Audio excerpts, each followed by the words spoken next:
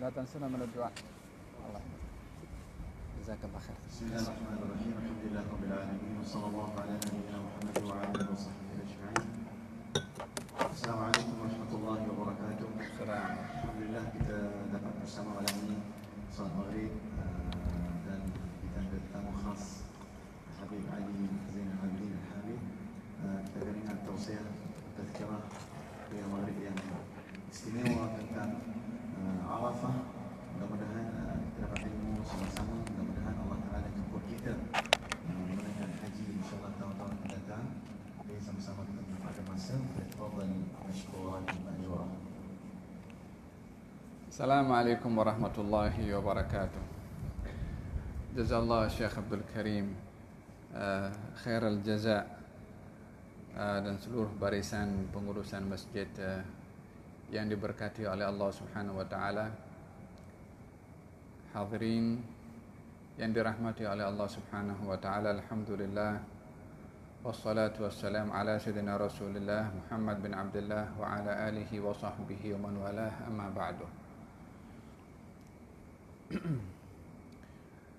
Seperti mana kita semua sedia maklum bahawa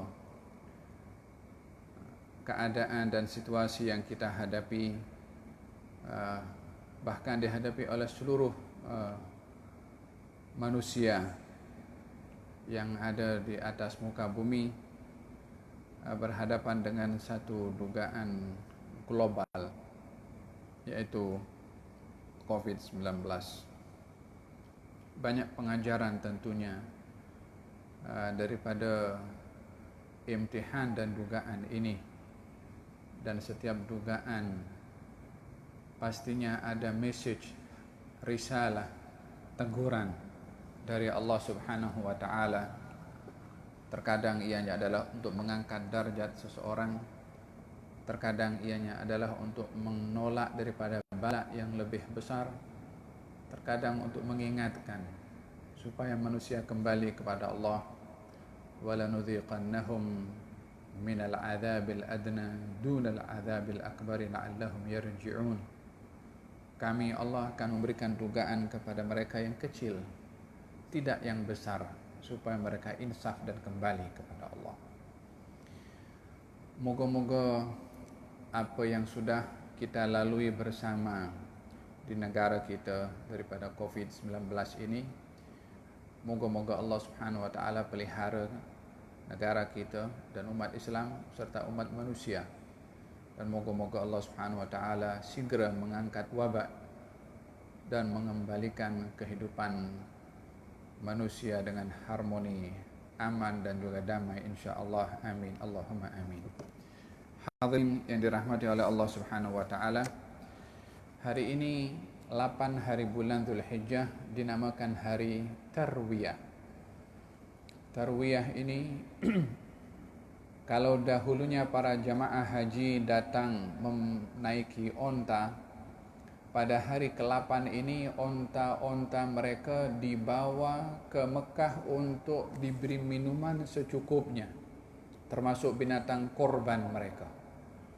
Kerana bermula daripada hari Arafah, 9 hari bulan Dzulhijjah, 10 hari bulan Dzulhijjah, 11 hari bulan Dzulhijjah dan 12 hari bulan Dzulhijjah akan berada di kawasan yang sukar untuk mendapatkan air bagi para jamaah haji satu ketika dahulu, sehingga air yang dibawa itu dikhaskan untuk mereka minum dan keperluan-keperluan asas, sementara onta-onta mereka sudah diberi secukupnya minuman pada hari ke-8 Hijriah, yakni dinamakan hari Tarwiyah daripada kata rawwa. Rawwa itu dalam bahasa Arab orang yang hilang haus, itu namanya rawa.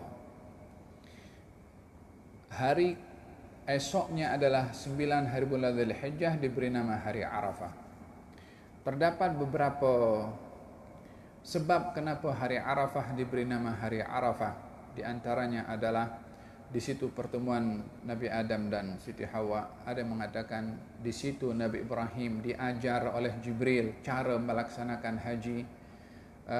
Penghujung pertemuannya atau selesainya pengajaran cara haji oleh malaikat kepada Nabi Ibrahim adalah di Padang Arafah.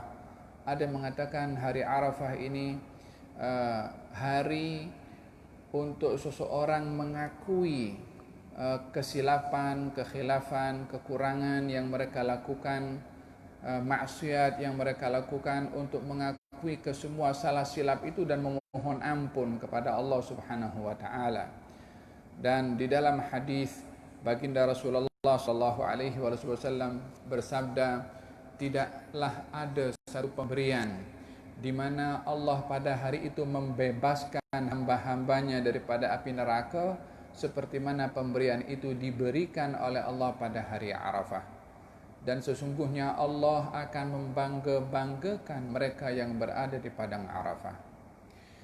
Seorang bernama Abdullah ibn Mubarak berjumpa dengan Sufyan Ats-Tsauri di Padang Arafah, sementara Sufyan Ats-Tsauri sedang melutut atau berdiri di atas lututnya, menunjukkan miskin dan fakirnya kepada Allah ketika berada di Padang Arafah, duduk atau berdiri di atas lututnya sambil berdoa kepada Allah Subhanahu wa taala. Ibnu Mubarak bertanya kepada Sufyan Ats-Tsauri, kedua-duanya ahli hadis. Ibnu Mubarak ahli hadis, Sufyan Ats-Tsauri pun imam dalam hadis. Ibnu Mubarak bertanya, siapa orang di Padang Arafah ini orang yang paling buruk? Kata Sufyan Ats-Tsauri mengatakan yang paling buruk berada di Padang Arafah adalah orang yang menyangka dirinya tidak diampunkan oleh Allah. Karena terlalu besarnya pemberian pengampunan di hari Arafah, maka orang yang merasa tidak diampunkan di hari Arafah sungguh buruk sikapnya kepada Allah Subhanahu wa taala. Dan yang keempat, hari Arafah diberi nama hari Arafah, ianya adalah mengingatkan akan pengakuan, deklarasi yang pernah dahulu setiap manusia diambil sumpah oleh Allah Subhanahu wa taala untuk berikrar bahwasanya Allah adalah Tuhan mereka. Pengakuan dan deklarasi itu berlaku di Arafah. Ianya adalah bahagian daripada penjelasan baginda Rasulullah ke atas firman Allah Subhanahu wa taala di dalam Al-Qur'an. A'udzu billahi minasyaitonir rajim. Wa idz akhadha rabbuka min bani adama min zuhurihim dzurriyyatahum wa ashhadahum ala anfusihim alastu birabbikum qalu bala syahidna an taqulu yaumal qiyamah inna kunna an hadza ghafilin. Kami atau ketika Tuhanmu wahai Rasulullah Muhammad mengeluarkan daripada sulbi Adam, anak-anak Adam, untuk diambil janji dan sumpah, bukankah aku Tuhan kamu? Mereka menjawab, ya, kami bersaksi. Tapi kamu nanti akan mengatakan kami lalai atau kami lupa. Perjanjian ini atau makna ayat ini ditafsirkan oleh baginda Rasulullah sallallahu alaihi wasallam dalam sebuah hadisnya. Di dalam hadis baginda Rasulullah sallallahu alaihi wasallam beliau bersabda, "Innallaha akhadha al-mitsaqa min dhahri Adam." Allah mengambil sumpah daripada dhahri Adam, yakni daripada zuriat anak-anak Adam, bin Na'man. Na'man ini tanah Arafah yang sekarang. Itu namanya Na'man. Tanahnya tanah Na'man. Kemudian berubah menjadi Arafah disebabkan oleh karena sebab-sebab yang saya sebutkan tadi. Wa akhraja min sulbihi kulla dzurriyyah, dan Allah mengeluarkan daripada sulbi Nabi Adam semua zuriat Adam. Lalu ditanya oleh Allah, alastu birabbikum, bukankah aku Tuhan kamu? Qalu bala, mereka pun mengatakan bala, ya. Hadis ini sebagai tafsiran daripada ayat yang saya sebutkan tadi, bahwasanya pernah berlaku satu iqrar di mana setiap manusia menzahirkan pengabdiannya sebagai hamba abdi kepada Allah Subhanahu wa taala dan patuh kepada Allah Subhanahu wa taala di padang Arafah. Dengan demikian, seseorang bila mana menuju ke padang Arafah atau berada di hari Arafah, hendaklah mengingati akan deklarasi dan janji yang sudah diambil olehnya dari Allah Subhanahu wa taala untuk mengabdikan diri kepadanya. Dalam arti pengabdian kepada Allah, tidak menyembah selain Allah dan tidak menyekutukan bersama dengan Allah di dalam amal ibadah kita. Pengabdian kita kepada Allah Subhanahu wa taala di dalam ketuhanan dan juga di dalam kepatuhan. Dalam ketuhanan kita tidak menyekutukan bersama dengan Allah sesiapapun. Dalam amalan kita tidak memaksudkan selain daripada Allah dalam amal ibadah kita. Yang menyekutukan Allah daripada aspek ketuhanan, maka ia adalah syirik yang besar. Yang menyekutukan Allah di dalam amal perbuatan ibadah, maka ia adalah syirik yang kecil atau riya.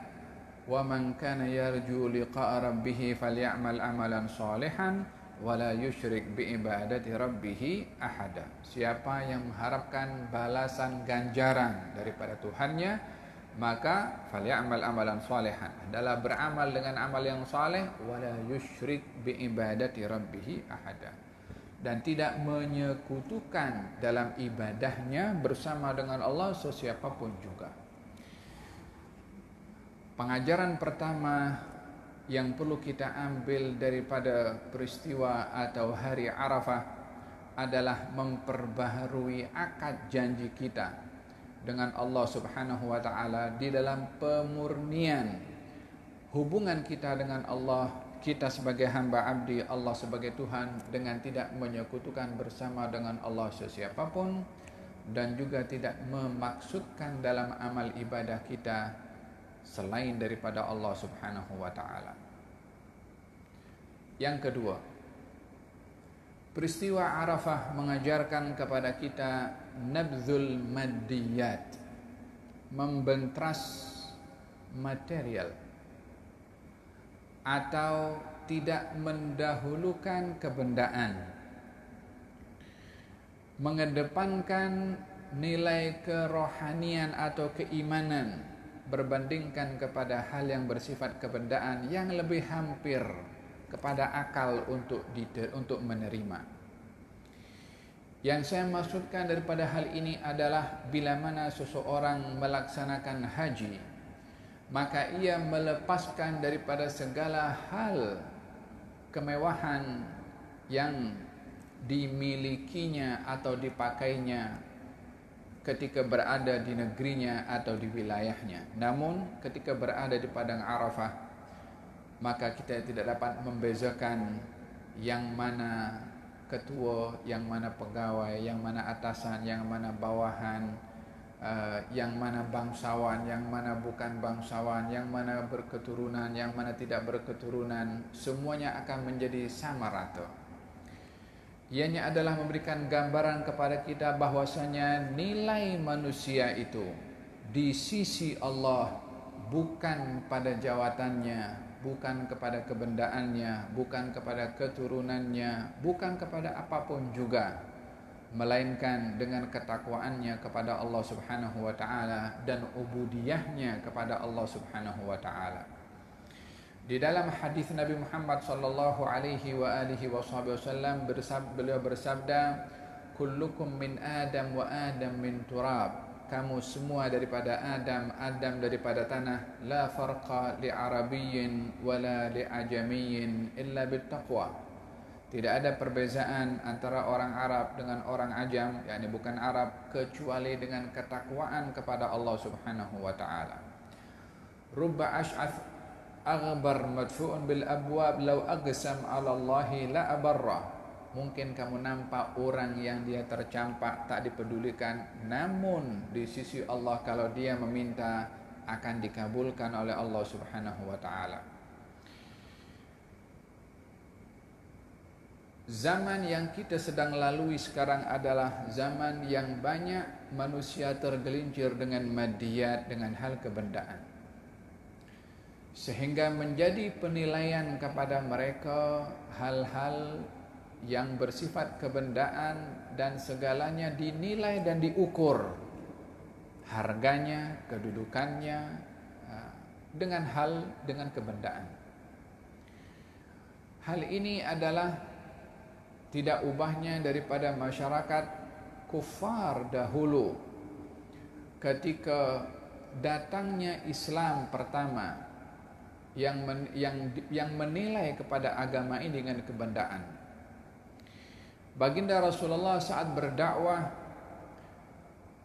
mereka orang-orang kufar Quraisy menyangka kalau Nabi menginginkan sesuatu yang bersifat kebendaan. Oleh sebab itu Nabi dirasuah dengan kebendaan dan juga kedudukan, karena mereka menyangka bahwasanya orang ini yang dimaksudkan adalah Rasulullah menginginkan sesuatu yang kalau diberi dia akan berhenti daripada dakwahnya. Datang kepada baginda Rasulullah ditawarkan kedudukan, ditawarkan kebendaan, dan ditawarkan perempuan. Setelah baginda Rasulullah mendengar daripada Abul Walid atau Walid bin Mughirah tawaran tadi, maka baginda Rasulullah mengatakan kepadanya, bukanlah aku menginginkan apa yang kamu sedang tawarkan kepada aku. Yang aku inginkan adalah kamu mengucap la ilaha illallah Muhammadur Rasulullah.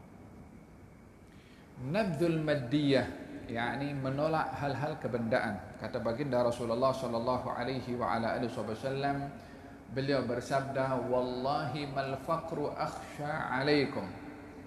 Demi Allah, aku bukan risau kamu berhadapan dengan kemiskinan.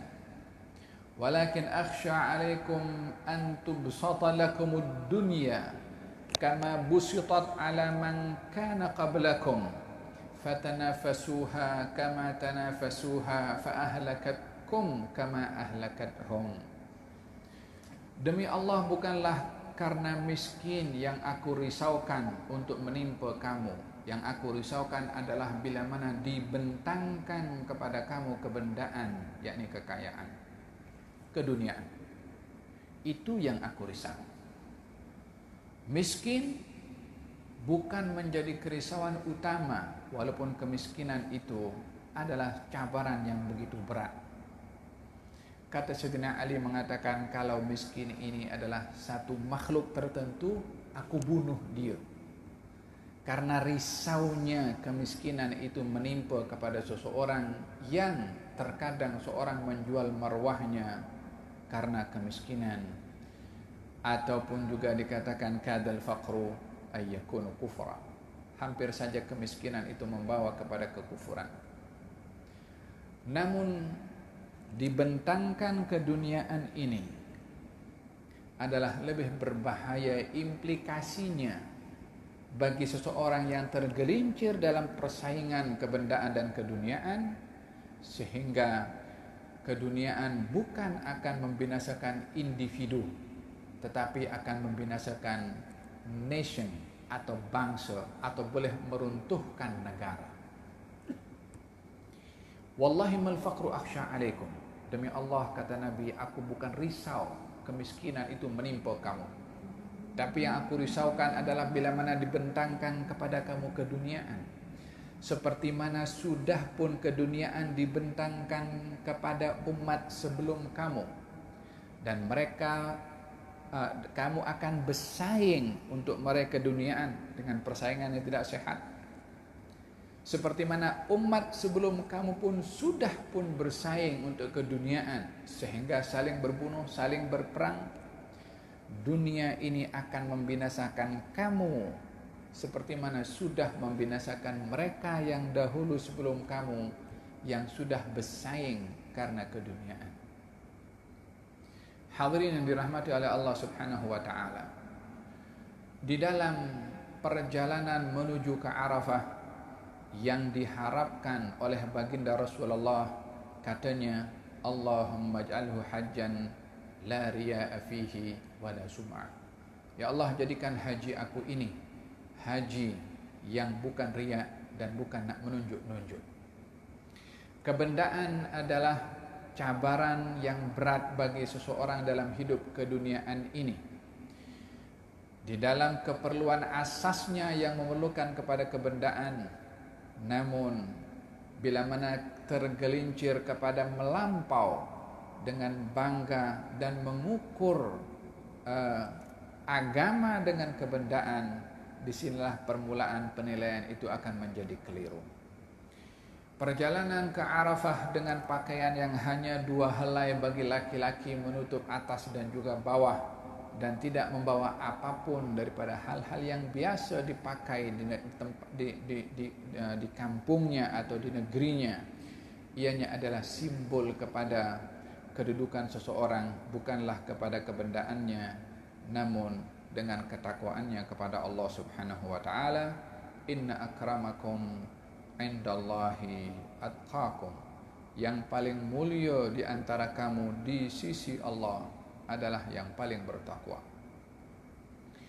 Yang ketiga, yang perlu kita ambil daripada hari Arafah adalah perjalanan menuju ke padang mahsyar.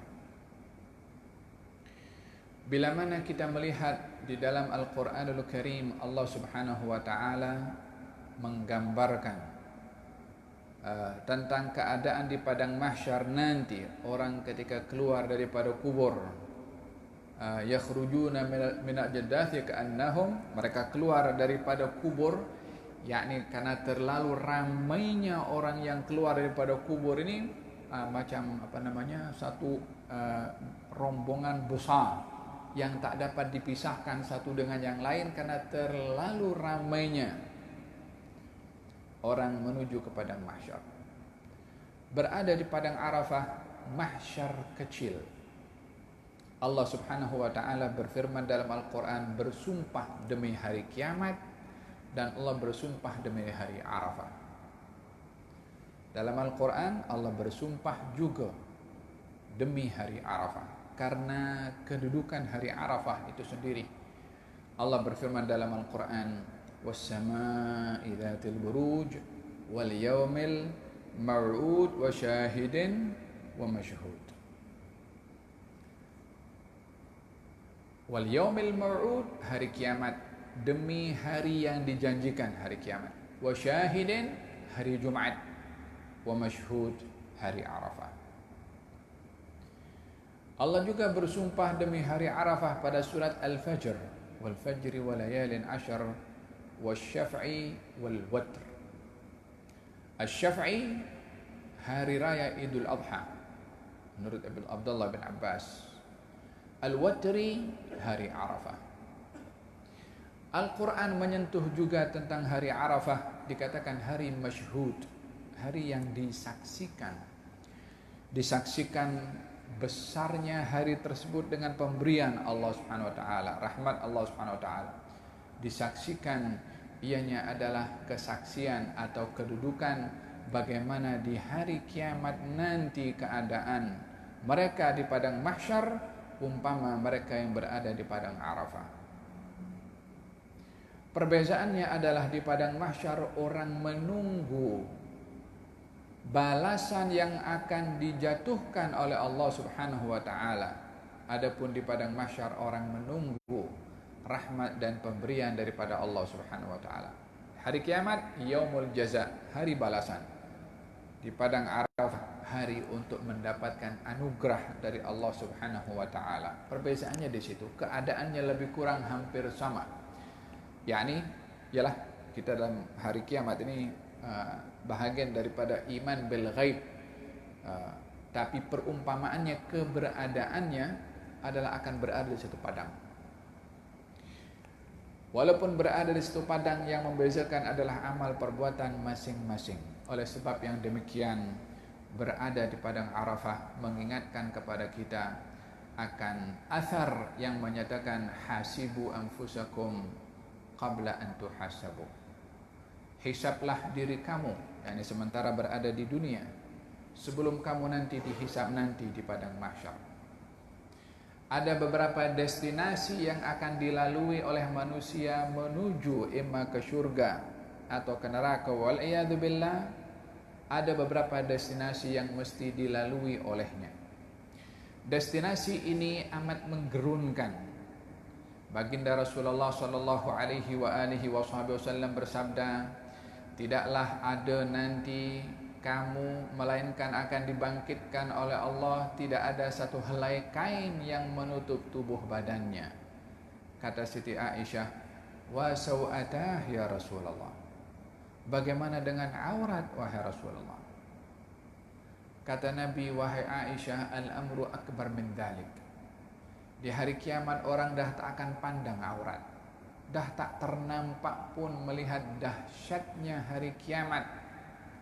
Ya, di dunia orang mungkin akan terbawa pandangan mata, namun di akhirat nanti Allah Subhanahu wa taala menggambarkan yauma tadhalu kullu murdi'atin amma arda'at wa tada'u kullu dhati hamlin hamlaha wa taran nasa sukara wa ma hum bisukara walakinna 'adzaballahi syadid. Di hari kiamat tadhal, hilang akal, kullu murdi'atin, setiap ibu yang sedang menyusu bayinya, hilang akal, tak sedar dalam keadaan menyusui bayinya, mungkin dicampakkan atau diapakan bayinya karena sudah akalnya tak sedar. Wa tada'u kullu dhati hamlin hamlaha, ibu yang sedang hamil akan menjatuhkan, yakni melahirkan bayinya dalam keadaan tidak sedar. Dahsyatnya hari kiamat. Wa taran nasa sukara, kamu nampak orang mabuk, yakni hilang akal, walaupun mereka bukan hilang akal, akal mereka ada. Walakinna adzaballahi syadid, namun azab Allah adalah amat dahsyat dan berat. Demikian keadaan di padang mahsyar nanti yang digambarkan oleh Allah dalam Al-Quran. Di dalam hadis Nabi Muhammad pun juga Allah Subhanahu wa taala berfirman, yauma yafirul mar'u min akhihi wa ummihi wa abihi wa sahibatihi wa banihi likulli imri'in minhum yawma idzin sya'nun yughni. Di hari seseorang akan lari daripada saudaranya, lari daripada pasangannya, lari daripada ayah, daripada ibunya, masing-masing hanya akan sibuk dengan dirinya sendiri. Likulli imri'in minhum yawma idzin sya'nun yughni, hanya fokus pada dirinya sendiri. Gambaran ini menggambarkan bagaimana kita akan berhadapan dengan Allah sendiri. Dalam surat Maryam Allah Subhanahu wa taala berfirman, wa kulluhum, semua kamu pasti akan datang kepada Allah farda, sebagai seorang diri. Baginda bersabda, bagaimana satu hari nanti kamu kalau dihadapkan dengan Allah, tiada penterjemah antara kamu dengan Allah. Laisa bainaka wa bainallahi turjuman. Tidak ada lagi penterjemah, hanya akan dihadapkan seseorang dengan Allah dan akan disoal oleh Allah Subhanahu wa taala. Hasibu anfusakum qabla an tuhasabu, hisablah diri kamu sementara masih di dunia untuk kamu bersiap sedia sebelum dihisab nanti di akhirat. Orang yang banyak bermuhasabah di dunia akan kurang dihisab di akhirat. Orang yang tidak bermuhasabah di dunia akan berat hisabnya nanti di akhirat. Hadirin yang dirahmati oleh Allah Subhanahu wa taala, Arafah adalah untuk mengingati perjalanan menuju ke padang mahsyar. Yang keempat, Arafah adalah ada amalan yang digalakkan oleh Nabi secara khas, yaitu sabda Nabi Muhammad sallallahu alaihi wasallam, afdhalud du'a doa yaumi Arafah. Sebaik-baik doa adalah doa di hari Arafah. Apakah doa di hari Arafah? Wa afdalu ma qultu ana wan nabiyyuna min qabli la ilaha illallah wahdahu la syarika lah lahul mulku wa lahul hamdu wa huwa ala kulli syai'in qadir. Dalam riwayat yang lain, la ilaha illallah wahdahu la syarika lah lahul mulku wa lahul hamdu yuhyi wa yumiit biyadihil khair wa huwa ala kulli syai'in qadir. Sebaik-baik doa-doa di hari Arafah dan sebaik bacaan yang dibaca pada hari Arafah, doa di hari Arafah adalah dua riwayat yang saya sebutkan tadi, la ilaha illallah wahdahu la syarikalah lahul mulku wa lahul hamdu yuhyi wa yumiit wa huwa ala kulli syai'in qadir, atau la ilaha illallah la syarikalah lahul mulku wa lahul hamdu biyadihil khair wa huwa ala kulli syai'in qadir. Hadirin dirahmati oleh Allah Subhanahu wa taala, hari Arafah adalah bahagian daripada hari untuk banyak seseorang berzikir kepada Allah, khususnya zikir yang saya sebutkan tadi.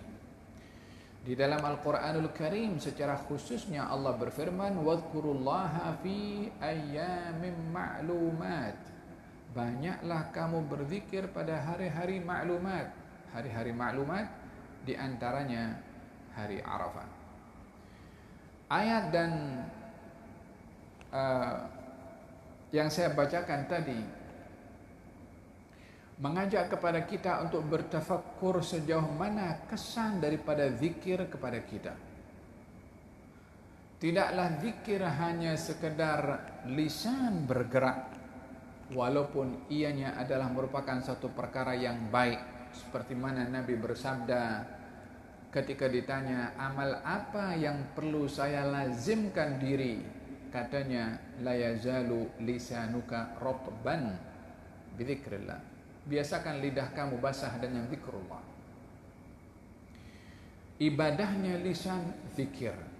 Namun yang perlu kita cari di sebalik zikir itu implikasi daripada zikir.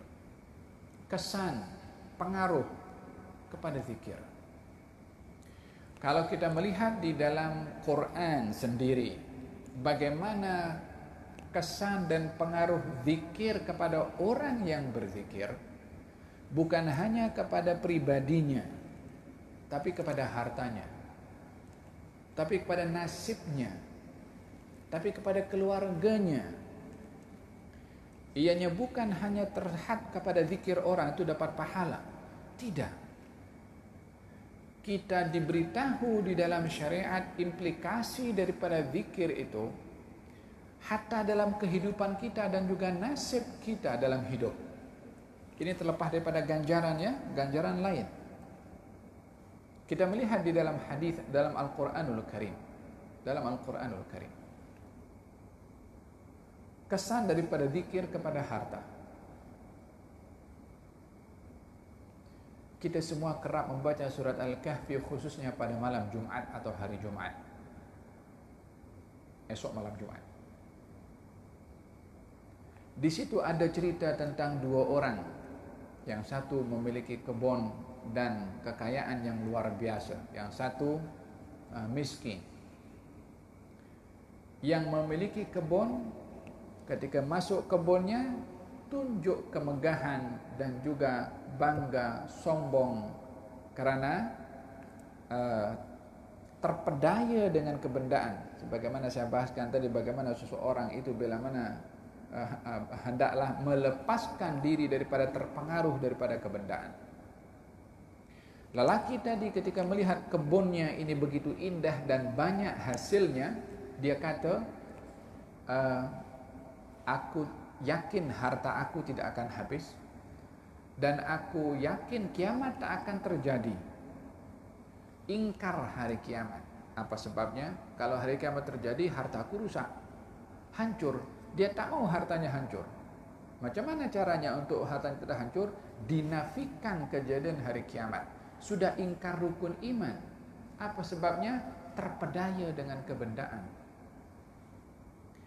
Jadi kalau kemiskinan boleh membawa kekufuran, kebendaan, kekayaan yang melampau tanpa diinsafi rasa syukur kepada Allah juga boleh membawa kepada kekufuran.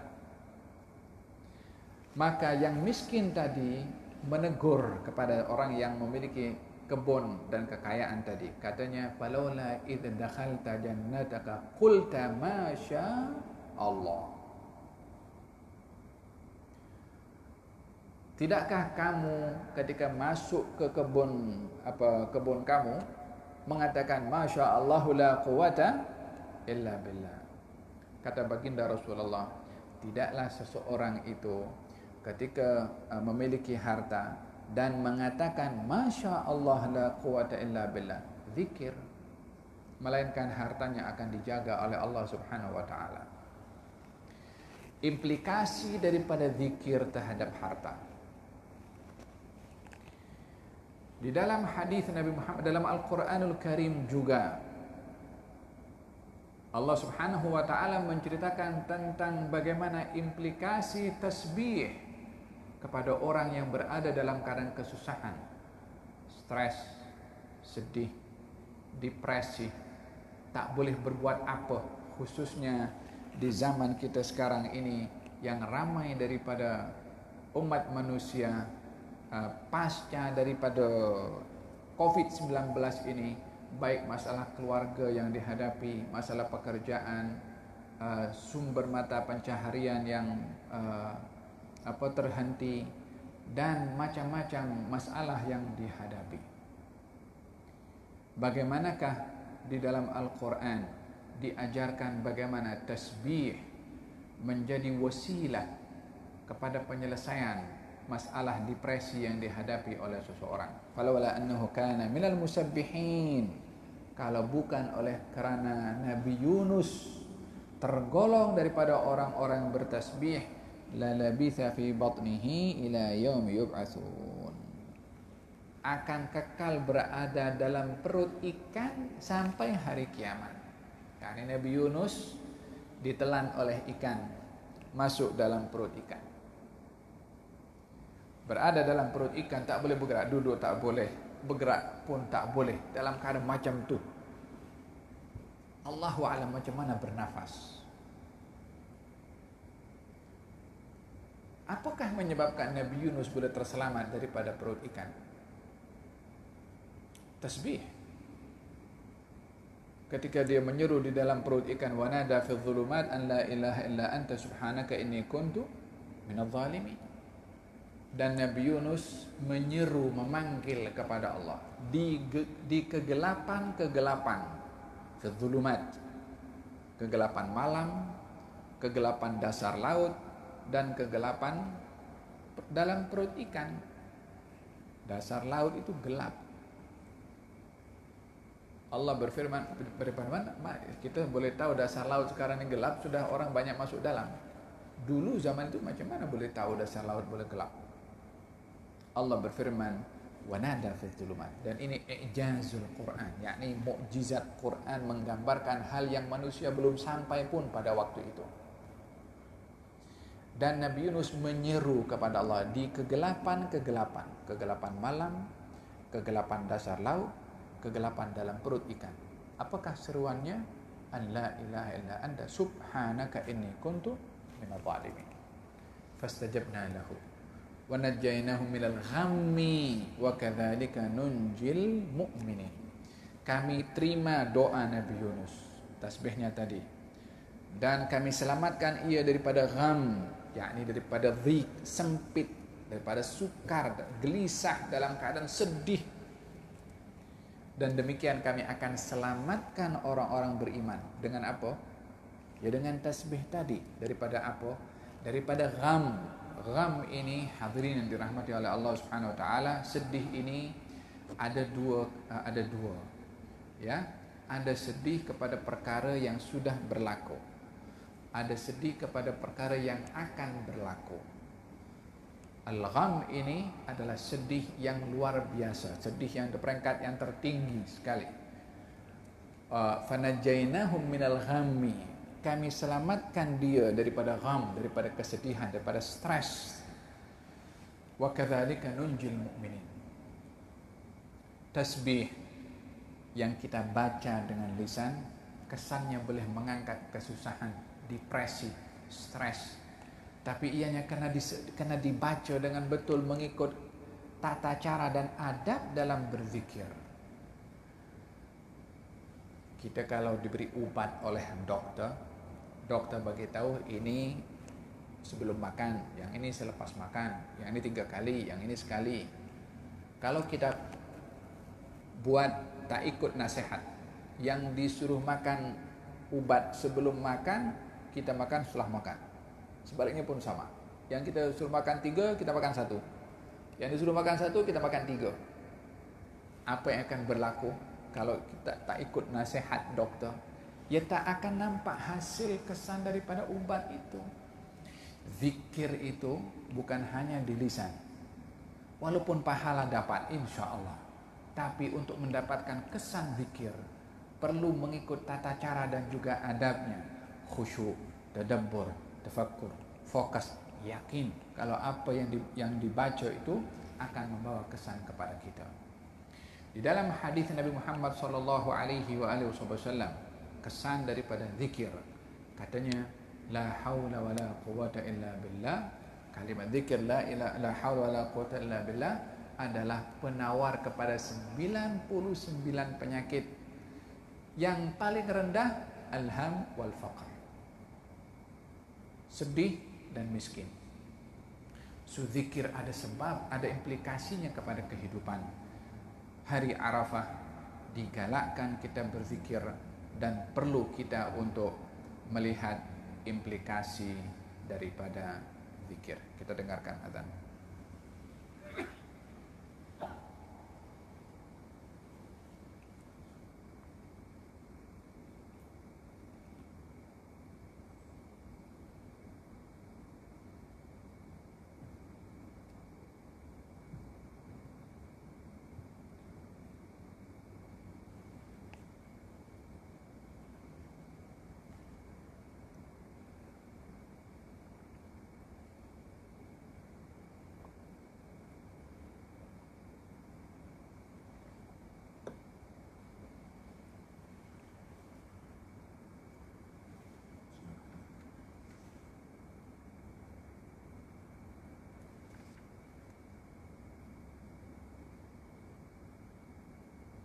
Allahu Akbar, Allahu Akbar, Allahu Akbar,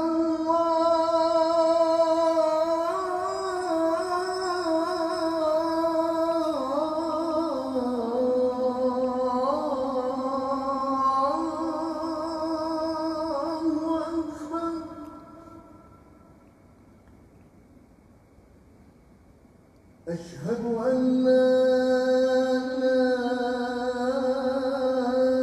إلا الله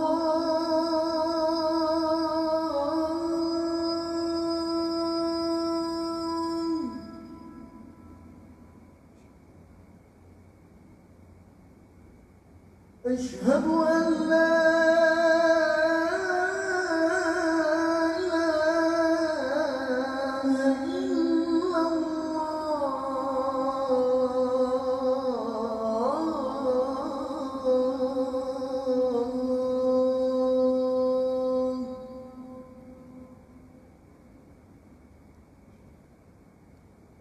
أشهد أن محمد رسول الله